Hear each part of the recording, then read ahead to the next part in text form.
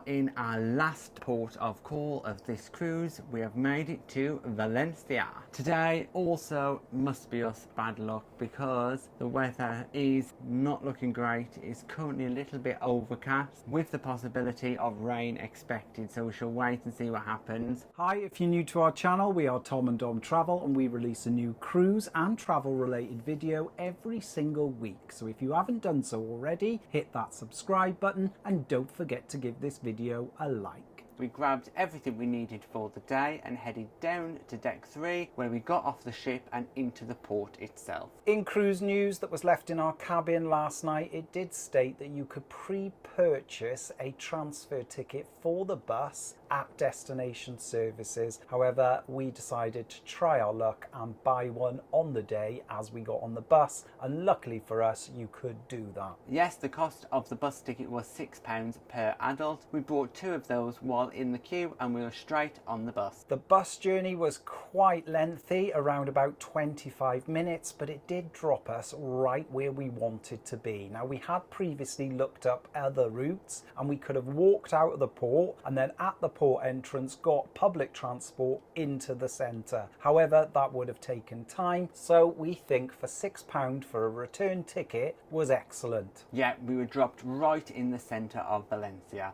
and as soon as we got off the bus we crossed over a bridge and under a magnificent gateway into the city. You can purchase tickets to explore this gateway and climb up all the way to the top, where you will be treated to some great views. Today we just wanted to walk around Valencia and take in as much of the scenery and the sights as possible. Now, once we walked underneath this gateway, the city centre of Valencia opened out to us. It was a traditional Spanish town, small streets set out in a labyrinth of different directions. It was really interesting, so we headed straight on in. Very Spanish, very traditional, lots of little shops and cafes and squares all lining the streets. It was perfect. Now, we had no specific plan and we didn't have a particular direction we were going in, so we just followed our feet and ended up inside a basilica. This was incredibly ornate. There was a service taking place. However, you could still go in,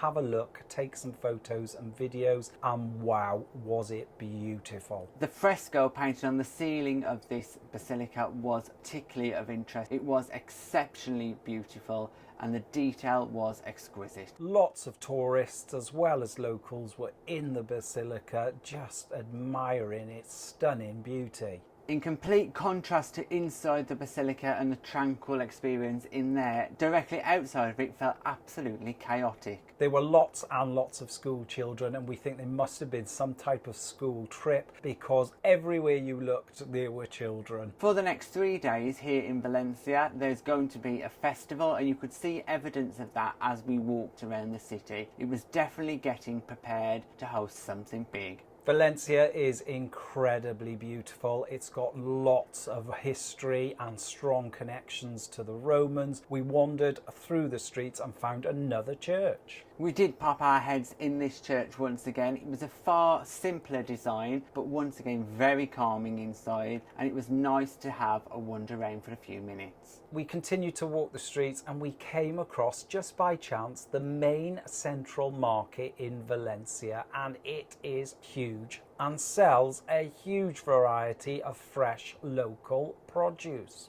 The size of the market, as Dom said, is huge, and in the centre of it there is a magnificent domed area. We stood in the middle of that and took in the atmosphere for a while because it was chaotic. There's so much going on. The smells, the sights are fantastic. We had a little walk round just admiring all of the offerings, and again we thought to ourselves, can we don't have anything like this at home? There's such a variety of different things. We probably didn't even recognise the majority of them. Different types of fish, different types of shellfish, fruit, tomatoes like you've never seen before. You could even purchase individual oysters and eat them there and then. It doesn't get much fresher than that. Fantastic experience just having a wander around in the market. Now, after we spent about 20 minutes in the market, we headed out, and unfortunately it was raining now in Valencia, so we had a quick whip round the streets to find ourselves somewhere to shelter. Unfortunately, what we found exploring Spanish ports is when it rains, the pathways do get incredibly slippy. They're just not built for wet weather. So please be mindful as you're walking around and checking the weather that you've got appropriate footwear. Now, we did come across a small bar with a terrace with umbrellas up above it, perfect for escaping the rain. Here we ordered ourselves a couple of drinks. They are Tinto Serranos, typical Spanish drinks made with red wine. And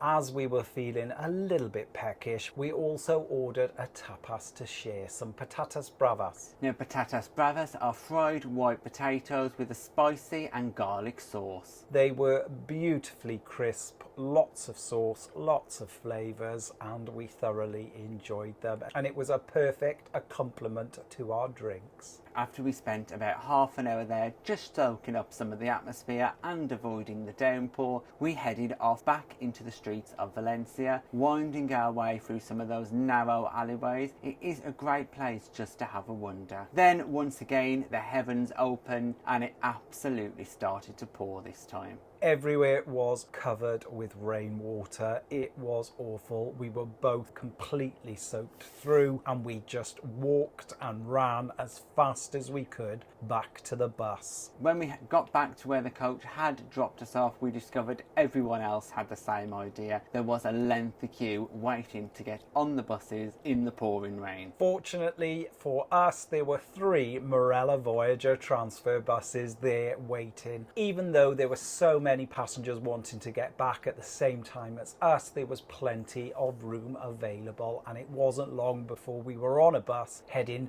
back towards Voyager. Now, it's worth pointing out that on the front of each bus it does have a label saying which ship it is for, because Costa also had the same drop-off point as us, and some of the coaches were for the Costa cruise and some of them were for Voyager, so you have to make sure you got on the correct one. A 25-minute journey and we were back at the terminal in the port. We got through security really quickly and again straight back onto Voyager. No queues, no fuss. It's been brilliant. Thanks for watching our final day in Valencia. If you've got any comments or questions, just pop them in the box below and we'll get back to you. And if you'd like to support us in creating future content and receiving exclusive benefits, we're also available on Patreon and through YouTube channel memberships. And please don't forget to like and subscribe. It's free. And hit that bell notification button to never miss a video from us. Thanks for watching. Bye Bye-bye.